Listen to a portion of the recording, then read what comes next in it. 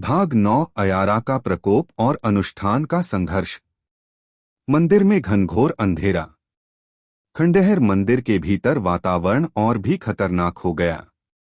काले धुएं ने पूरा मंदिर घेर लिया था। हवा में एक अजीब सी घुटन थी, मानो हर सांस लेना मुश्किल हो। अर्जुन ने अपनी माला कसकर पकड़ी और मंत्रों का जाप तेज कर दिया। दामोदर बाबा ने चेतावनी दी, यह उसकी आखिरी चाल हो सकती है। हमें अनुष्ठान पूरा करना होगा, चाहे जो भी हो।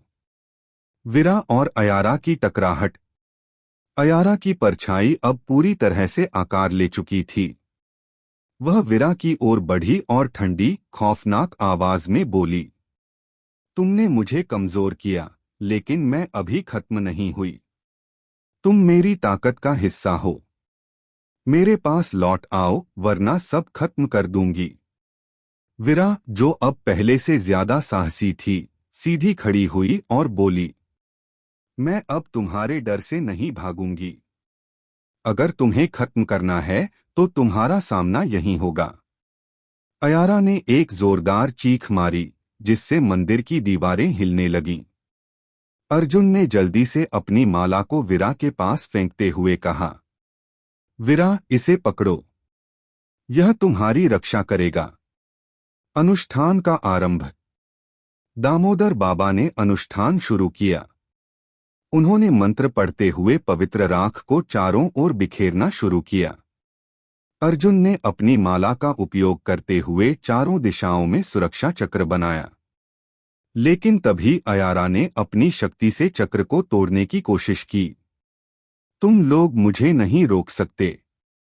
यह मंदिर मेरा है और मैं यहाँ हमेशा राज करूंगी, अयारा चीखी।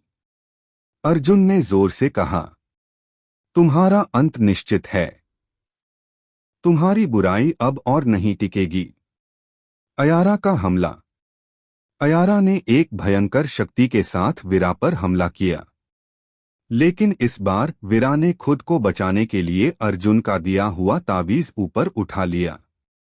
तावीज से निकली तेज रोशनी ने अयारा को पीछे हटने पर मजबूर कर दिया। नहीं, यह मुमकिन नहीं, अयारा चीखी। वीरा की छिपी हुई शक्ति। अचानक वीरा के अंदर से एक तेज प्रकाश फूटा।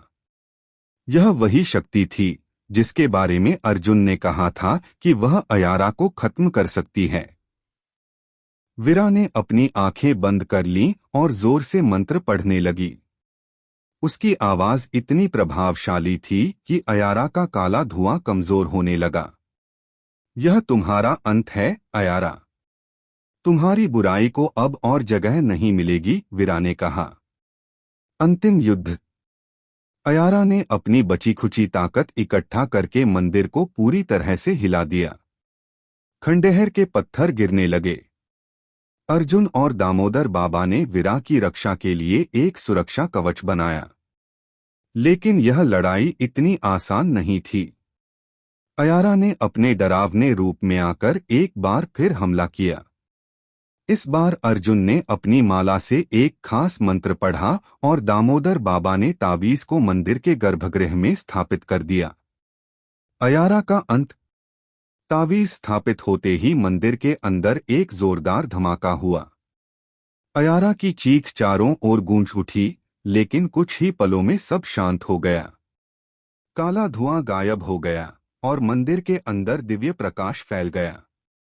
दामोदर बाबा ने कहा, यह आत्मा अब हमेशा के लिए कैद हो चुकी है। उसने जो आतंक फैलाया था वह अब खत्म हो गया है। गांव में नई सुबह। अर्जुन और वीरा ने खंडहर से बाहर निकलकर राहत की सांस ली। जंगल से वापस लौटते समय उन्हें सूरज की पहली किरणें महसूस हुईं। गांव वाले अर्जुन और वीरा का इंतजार कर रहे थे। जब उन्होंने सुना कि अयारा का अंत हो चुका है तो वे खुशी से झूम उठे। मुखिया रघु ने कहा, हम आपकी बहादुरी के लिए हमेशा आभारी रहेंगे। आपने हमारे गांव को एक नई जिंदगी दी है। क्या सब खत्म हो गया? लेकिन जैसे ही रात आई, वीरा को एक अजीब सी सिहरन महसूस हुई। उसने अर्जुन से कहा, बाबा, क्या यह वाकई खत्म हो गया है? मुझे ऐसा लगता है कि वह अब भी कहीं मौजूद है। अर्जुन ने गहरी सांस लेते हुए कहा, हमने उसे कैद कर दिया है, लेकिन बुराई कभी पूरी तरह खत्म नहीं होती। हमें हमेशा सतर्क रहना होगा। अगले भाग में, क्या अयारा की आत्मा वाकई हमेशा के लिए कैद हो चुकी है? वीरा के अंदर जाग रही नई शक्तियों का रहस्य, एक नई और अज्ञात चुनौती का आगमन। कहानी जारी रहेगी।